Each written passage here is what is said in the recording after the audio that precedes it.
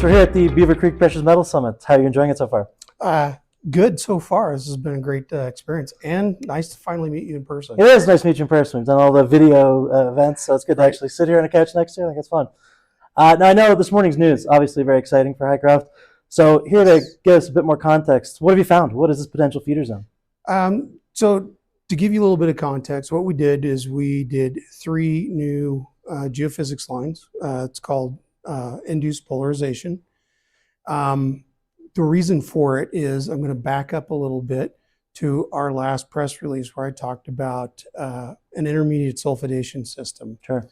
So that tells us, understanding that we have an intermediate sulfidation system means that we needed to look deeper.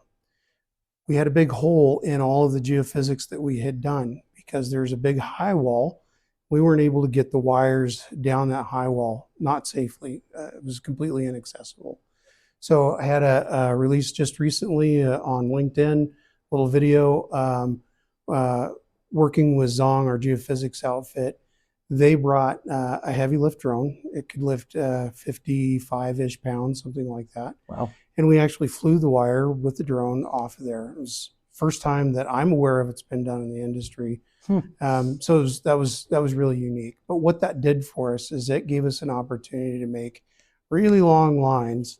The longer the line, the deeper you look.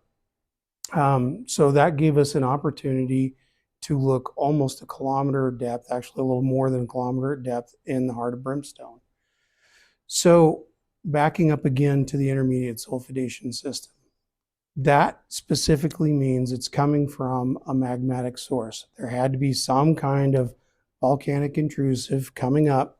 Sure. To feed that kind of a system. Never been seen before. That was why we wanted to do the geophysics. We knew there had to be something down there. And that's what today's press release was about. When you look at the figure, you'll see a nice red target down below. That's the highly chargeable feature. Mm-hmm. There's also a resistive feature with this. So one, a chargeability is something that allows electricity to flow freely through. Think of an electrical line, that's chargeable. Mm-hmm. And you think of the insulators on an electrical line as the insulator. So that's the resistive part of it. When you have those two things together, those are potentials for us to look at. So we know that the big red blob down at the bottom, that's the intrusive body, that it has all of the makings of being an altered intrusive body, which is good. That's not the actual target. The target is the feeder zone. So you look on top of that red blob, there's an orange thing that's funneling up. That's the part that we've been looking for. What's really, really nice about that is when you go all the way to the surface, to the brimstone part, you see another red piece. We've mapped all of those pieces. We've drilled all of that. So we know that the features that we see in the geophysics match with what we've mapped and drilled above. And so it gives us a lot more confidence in the feeder zone actually being there.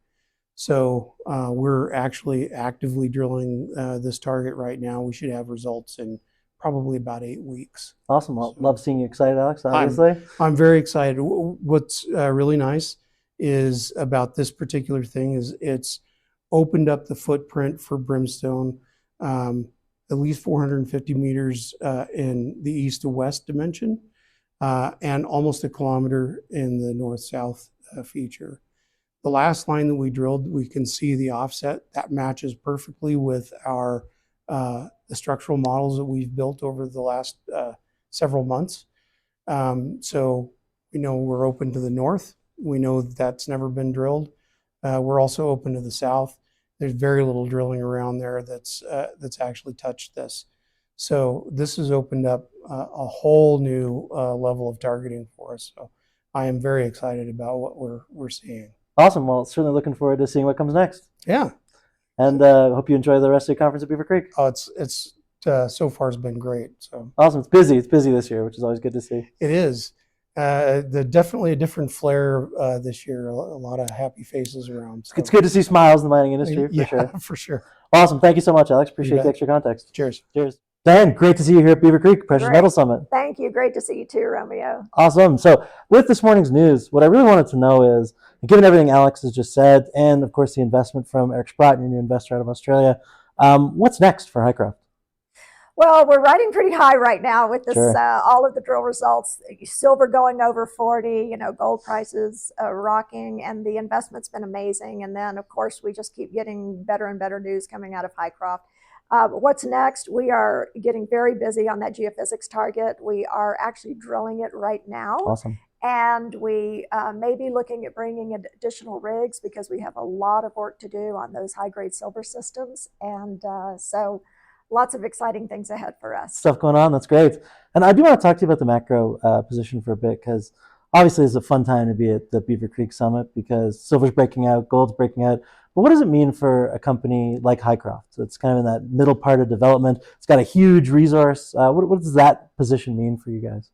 Well, I think it's interesting because being silver and then silver being designated a critical mineral, Sure. So a lot of the stars are aligning that way for us, and having a massive silver resource in a tier 1 jurisdiction has been very good.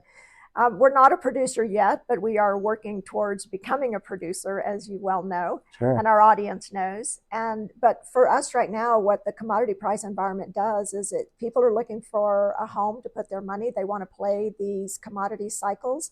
And when you're looking at silver, being in the U.S., there's very few opportunities out there. And then following the biggest silver bull in the sector is Eric Sprott has been good for us too. So there's a lot of leverage and a lot of torque on Hycroft, given the size of our resource, and we're adding a lot of value to it through our drilling and all of that work. So we're reaping the benefits too.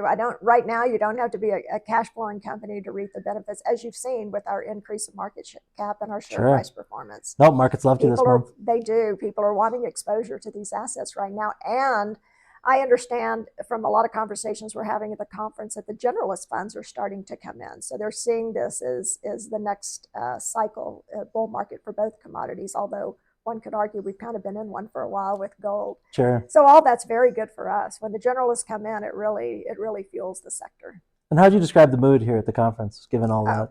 Outstanding. Very buoyant, a lot of smiles. Everybody's happy. Funds are performing well. Stocks are performing well.